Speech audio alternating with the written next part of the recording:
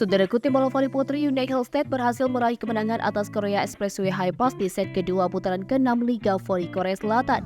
Hyundai Hillstead memulai kebangkitannya lewat amukan Letitia Momobasoko yang berhasil membalas kekalahan mereka di set sebelumnya. Smash kencang yang dilancarkan Momoma sukses meruntuhkan pertahanan solid High Pass. Di sisi lain, High Pass yang sempat memimpin di awal laga berhasil dicekal di pertengahan set dan terpuruk dalam ketertinggalan. Sementara Hyundai Hillstead terus menambah dominasi dan mengakhiri set kedua dengan kemenangan 25-17. Hasil tersebut membawa Hyundai Hillstead imbangi High Pass di set kedua.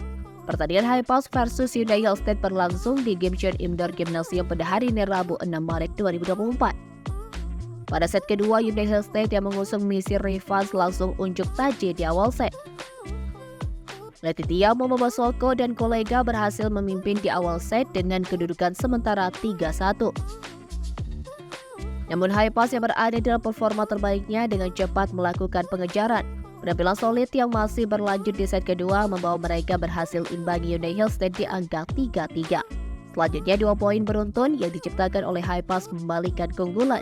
Plot twist yang diciptakan tersebut membawa High Pass kembali memimpin atas Hyundai Hillstead. Di sisi lain, Hyundai Hillstead yang kembali berada dalam posisi mengejar terus berupaya untuk mencetak poin. Letitia Momobasoko dengan serangan tajamnya secara perlahan menambah pundi-pundi poin untuk memperkecil ketertinggalan mereka. Tetapi penampilan agresif Fajar Mukilik semakin menyulitkan Hyundai Hillstead untuk mendulang poin. Pasalnya, smash kencang pemain asing asal Serbia tersebut sulit dihentikan tim lawan. Kendati demikian, Hyundai Hillstead yang memulai kebangkitan mereka lewat penampilan Letitia Momobasoko semakin memperkuat keunggulan High Pass.